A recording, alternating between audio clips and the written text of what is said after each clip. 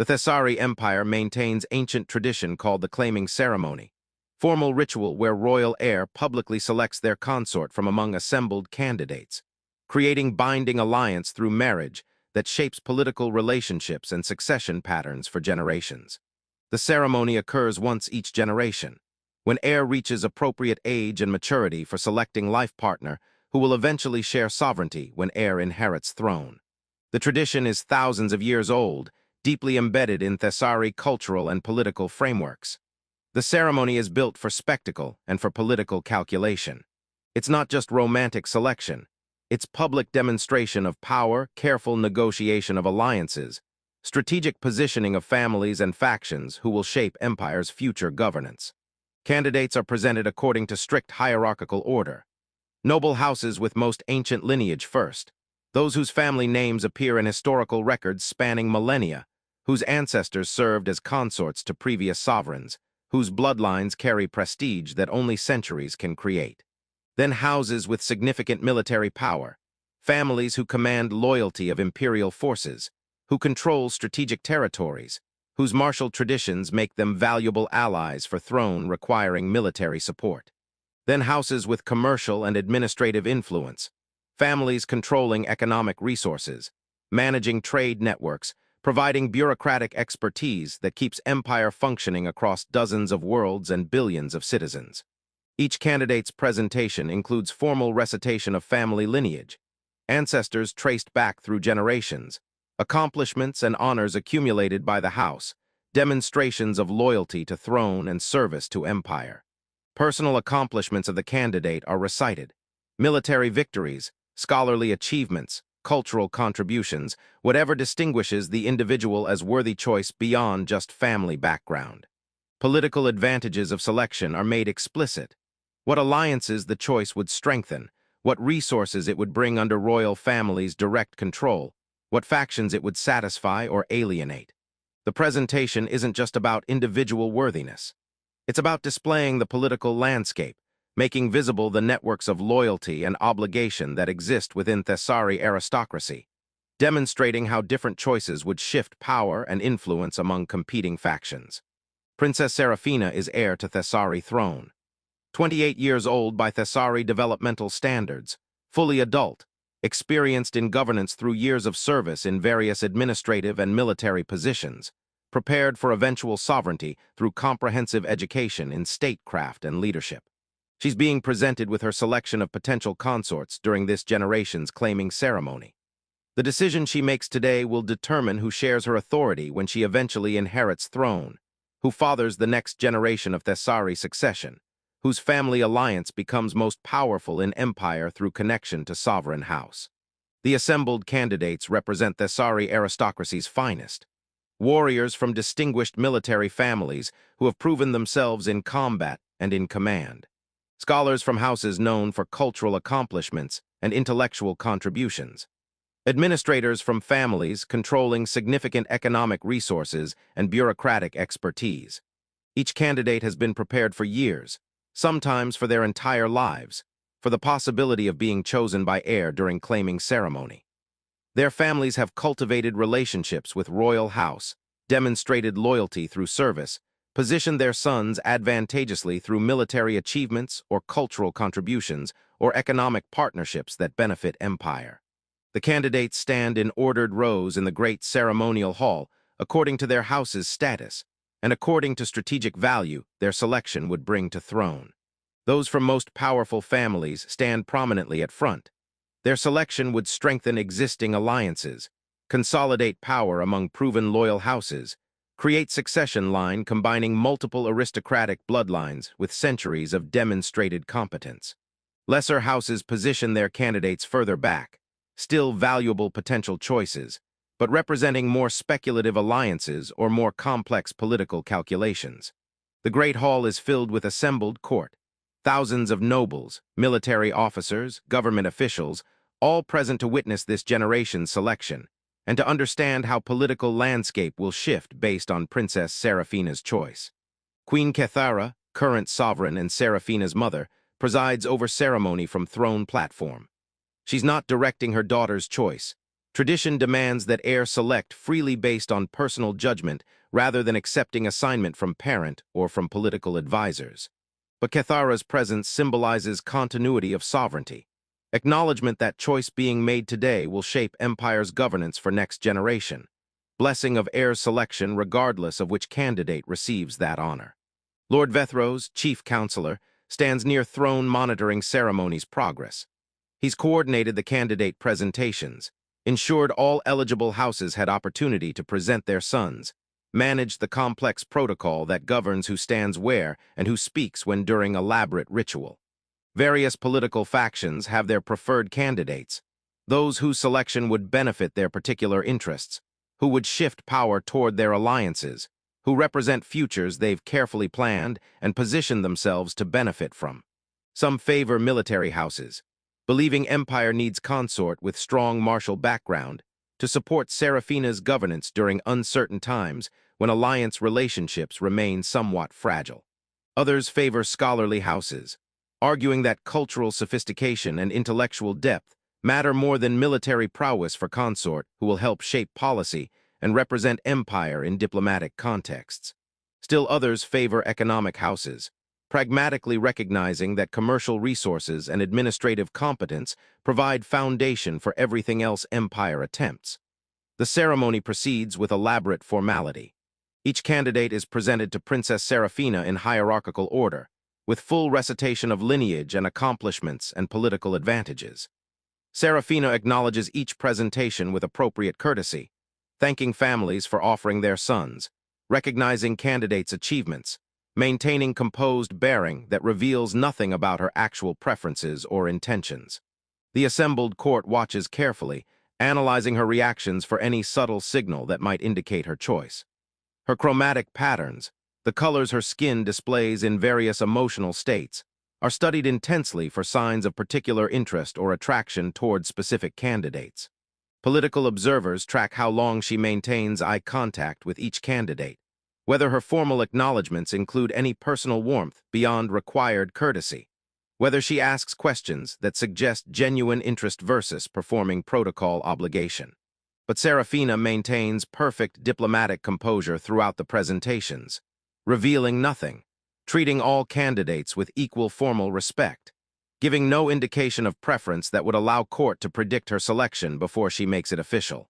The presentations continue for hours, dozens of candidates from various noble houses, each presentation requiring time for proper recitation of lineage and accomplishments, each acknowledgement requiring appropriate ceremony. The court's anticipation builds as more candidates are presented without selection being made. Political factions begin whispering speculation about which candidate will ultimately receive honor, what their selection will mean for power dynamics, how various alliances will shift based on outcome. At the edge of the Great Hall, positioned where protocol demands but where attention doesn't naturally fall, stands Captain Marcus Webb, human warrior present only because alliance treaties require human military representation at major Thessari ceremonial events. Marcus is career military officer in human alliance forces, 15 years of service across various deployments and assignments, currently serving as military liaison to Thessari Imperial Command, position created by Alliance Cooperation Treaty to facilitate coordination between human and Thessari military forces. His role keeps him involved in various aspects of Thessari military operations and court functions. He attends strategic planning sessions as human military perspective representative. He participates in joint training exercises coordinating human and Thessari forces. He observes major Thessari ceremonial events to maintain human diplomatic awareness of Thessari cultural and political developments. The claiming ceremony is one such ceremonial event. Alliance protocol requires that human military liaison attend as demonstration of alliance cooperation, and as symbolic acknowledgement that human forces respect Thessari internal governance processes. Marcus is wearing formal military dress uniform, human alliance ceremonial attire appropriate for attending major diplomatic functions, showing proper respect for Thessari traditions while maintaining his identity as human military representative. He's positioned at the hall's periphery according to careful protocol placement, visible enough to demonstrate human presence and alliance participation. peripheral enough to acknowledge he's observer rather than participant in Thessari internal succession matters. No one expects his name to be spoken during ceremony. No one watches him with any anticipation or interest beyond polite acknowledgement of his presence as alliance representative. The claiming ceremony is fundamentally Thessari internal affair. Princess Seraphina will select Thessari consort from among Thessari noble candidates. Marcus's attendance is diplomatic courtesy, treaty obligation satisfied by including human representative in assembled crowd, even though everyone understands he's witness rather than potential participant. Marcus himself expects nothing different. He's attended various Thessari court functions over his 2 years serving as military liaison. Always positioned appropriately for foreign observer, present but peripheral, respectful but separate from actual Thessari political and social dynamics. He plans to stand through ceremony, witness whichever selection Princess Seraphina makes, offer appropriate congratulations to chosen candidate and his family as diplomatic courtesy, then return to his regular liaison duties, having fulfilled his representational obligation. He's observing the elaborate presentations with professional interest in Thessari cultural traditions. The ceremony provides valuable insight into how Thessari aristocracy functions, how political alliances are negotiated and displayed, how tradition and spectacle combine to shape governance decisions. But he has no personal investment in the outcome. Whichever candidate Princess Seraphina selects will become her consort and eventually co-sovereign. That choice will shape Thessari internal politics and possibly affect how Thessari Empire approaches alliance relationships.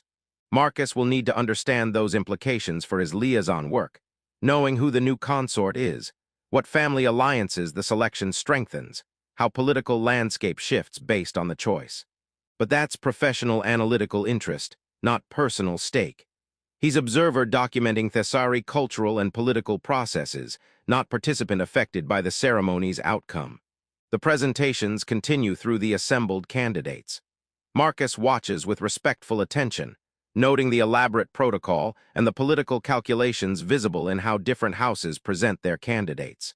He recognizes some of the candidates from his military liaison work, warriors who serve in Thessari Imperial Command, who he's worked with during joint training operations or strategic planning sessions.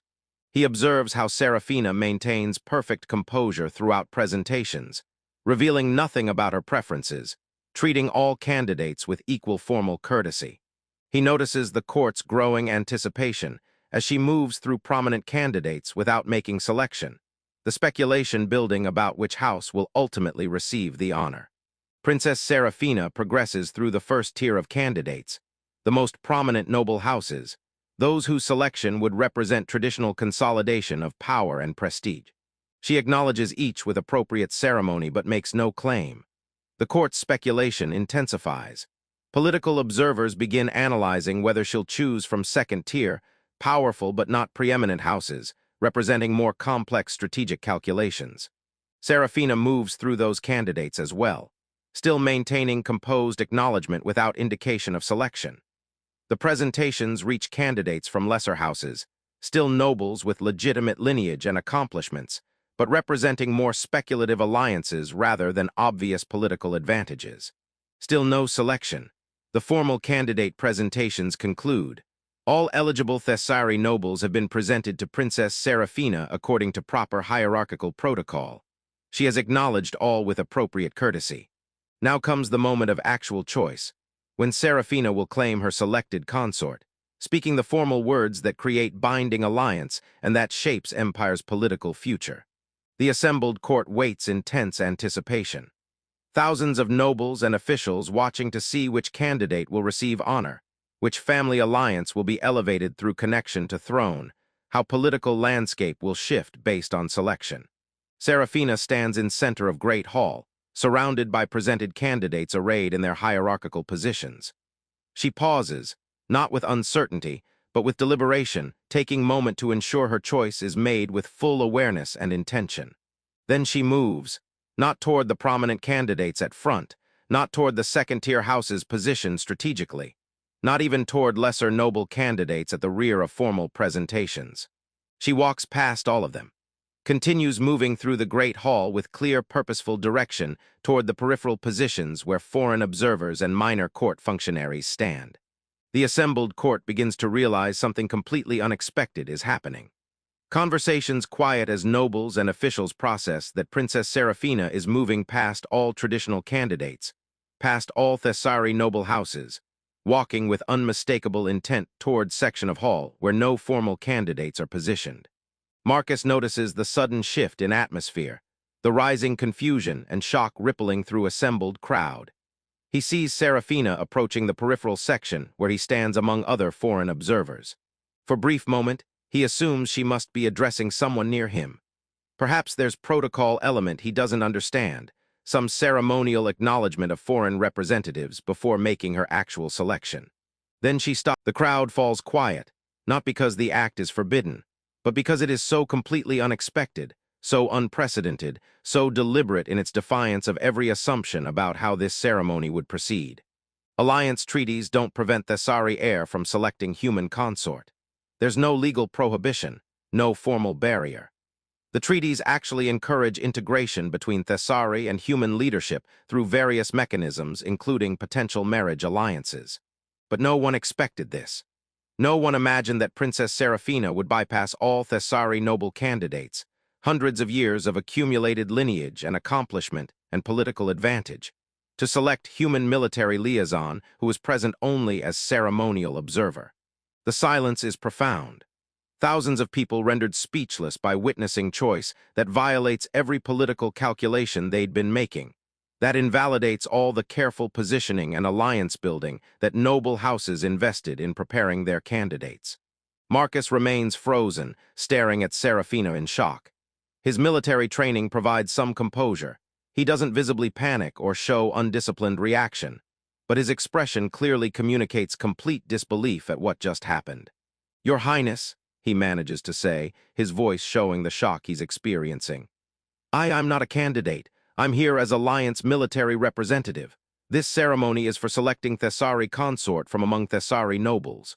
"You can't, I'm not eligible." "You are eligible," Seraphina interrupts with calm certainty. "Alliance treaties permit integration between our leadership structures. There is no requirement that I select Thessari consort. I may choose partner from any alliance member who I judge worthy and compatible." But Marcus starts. "I have made my choice," Seraphina states firmly. "Captain Marcus Webb, I claim you as my chosen consort. The question now is whether you accept my claim or refuse it. That is your right under ceremony protocols, but the claim itself is valid and deliberate." Queen Kethara rises from throne, her movement commanding attention from the shocked assembly. She descends from throne platform and approaches where Seraphina stands before Marcus.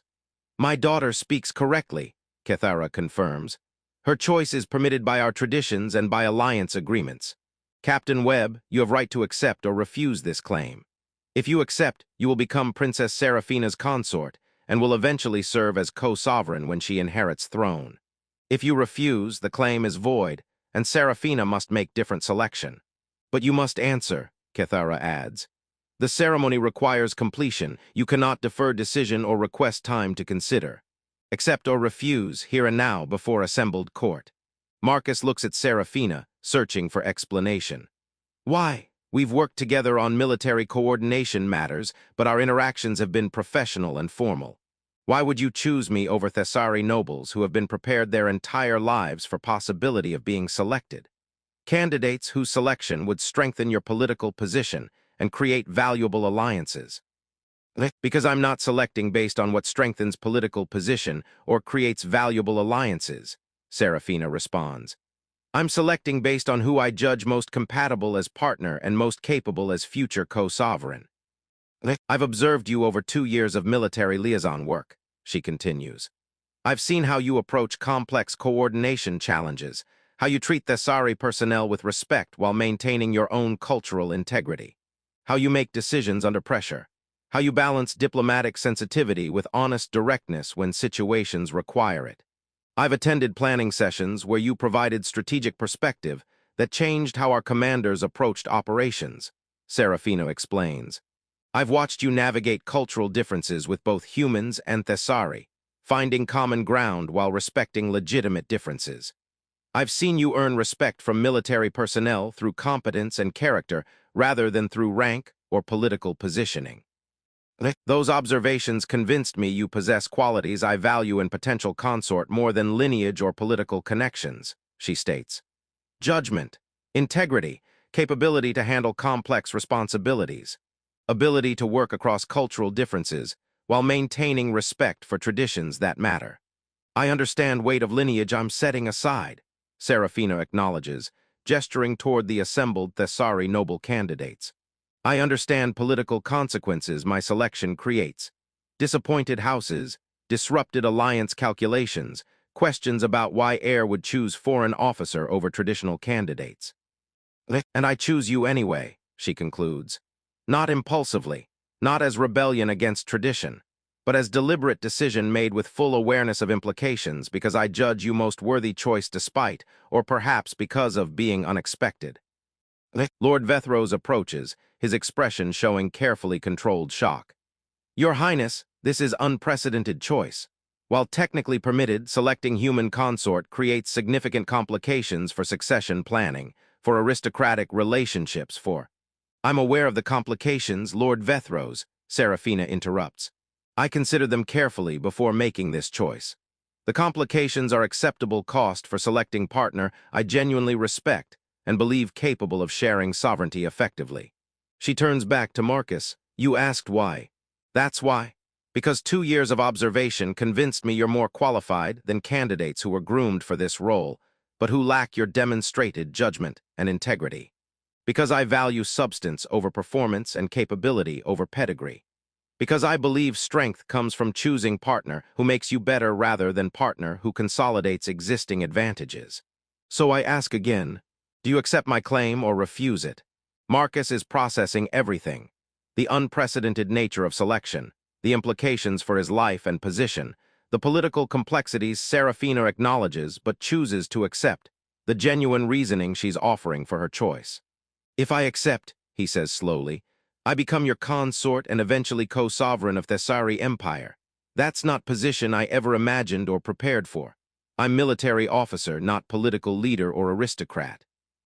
Your military officer who has demonstrated political judgment and cross-cultural competence through 2 years of complex liaison work, Serafina counters. The formal title of aristocrat matters less than actual capability to handle responsibilities the position requires. I've seen you handle those responsibilities effectively in your current role. I'm confident you can continue doing so in expanded capacity. What about your people? Marcus asks, gesturing toward assembled court. They expected traditional selection. Choosing human consort instead of Thessari noble, that's going to create resistance and controversy. My people will adjust, Serafina responds. Some immediately, some gradually, some grudgingly. But the choice is mine to make according to our traditions, and I've made it with full awareness and deliberate intent. That's what sovereignty means, authority to make decisions that shape future even when those decisions are unexpected or controversial. She extends her hand toward him in formal claiming gesture. I've stated my choice publicly. I've explained my reasoning. I've acknowledged the complications and chosen to proceed anyway. Now I need your answer. Do you accept or refuse? Marcus takes deep breath, steadying himself for the most consequential decision he's ever faced.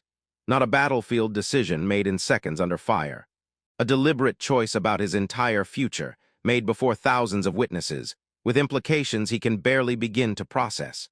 He looks at Serafina, really looks at her, not as Thessari heir or political figure, but as person who just made vulnerable choice in front of her entire court, who chose him deliberately despite knowing it would create complications and controversy, who valued his judgment and integrity over political calculation. Before I answer, Marcus says, I need you to understand something. If I accept, it won't be because I think I'm qualified or because I'm confident I can handle the responsibilities. It will be because I respect your judgment enough to trust that if you believe I'm capable, then perhaps I should believe it too. If I refuse, it won't be because I don't respect you or don't value your reasoning, he continues. It will be because I'm honestly uncertain whether accepting would serve you well or whether it would create burdens that outweigh whatever capabilities I bring. Either way, the choice is enormous and terrifying, Marcus admits. And I'm making it without full understanding of what I'm committing to if I accept, or what I'm denying you if I refuse. Serafina nods, understanding. That's honest assessment rather than false confidence. I value that honesty. Make your decision based on it. Marcus processes for another moment, then makes his choice. I accept your claim, he states clearly. I accept partnership with you as consort and eventual co-sovereign. Not because I'm certain I'm qualified, but because I trust your judgment, and because I believe genuine partnership based on mutual respect is worth the uncertainty and the complications. I accept, he repeats with more conviction. Princess Serafina, I accept your claim, and I pledge to serve as your consort to the best of my ability. The great hall remains silent for extended moment, as the assembled court processes that the unprecedented selection is now complete. Princess Serafina claimed human warrior as consort, and he accepted. Then Queen Cathara speaks, her voice carrying sovereign authority. The claim is made and accepted. Captain Marcus Webb is recognized as chosen consort to Princess Serafina, heir to Thessari throne. Appropriate ceremonies formalizing this alliance will follow according to tradition. The silence breaks into waves of conversation. Shocked nobles discussing the unprecedented choice. Political factions rapidly recalculating their positions. Now that all their careful candidate positioning is irrelevant, military officers processing that their human liaison just became consort to Thessari heir. Lord Vethros approaches Marcus with expression mixing respect and concern. Captain Webb, or rather, Consort-Select Webb, you've just committed to extraordinarily complex position. I hope you understand the responsibilities and the challenges ahead. I don't fully understand them, Marcus admits honestly. But I accepted anyway because Princess Serafina's judgment convinced me to trust that understanding will come with experience and support. That's remarkably candid acknowledgement of uncertainty, Vethros observes. Most people in your position would perform confidence they don't actually feel. Your honesty may serve you better than false assurance would. Various Thessari nobles approach to offer formal congratulations. Some genuine, some clearly performing courtesy while processing their disappointment that their candidates weren't chosen. Some visibly calculating how to position themselves advantageously relative to new consort who disrupted all their expectations. Marcus receives these acknowledgments with polite appreciation, while internally feeling overwhelmed by the sudden transformation of his position and future. Princess Serafina remains beside him, her presence both cause of his overwhelm and source of stability. She handles the formal interactions with practiced grace, while occasionally providing quiet context or reassurance when Marcus's uncertainty shows. After the immediate ceremony concludes and court begins dispersing, Serafina and Marcus have brief private moment before being swept into additional protocol requirements. Thank you for accepting, Serafina says quietly. I know the choice was difficult and that you're uncertain about the future, but I meant what I said. I chose you because I believe your most capable partner despite being unexpected choice. That judgment is based on 2 years of observation, not on impulse. I'm going to need a lot of help learning how to function as consort, Marcus responds honestly. I have no training in Thessari political protocols or aristocratic customs. I'm going to make mistakes.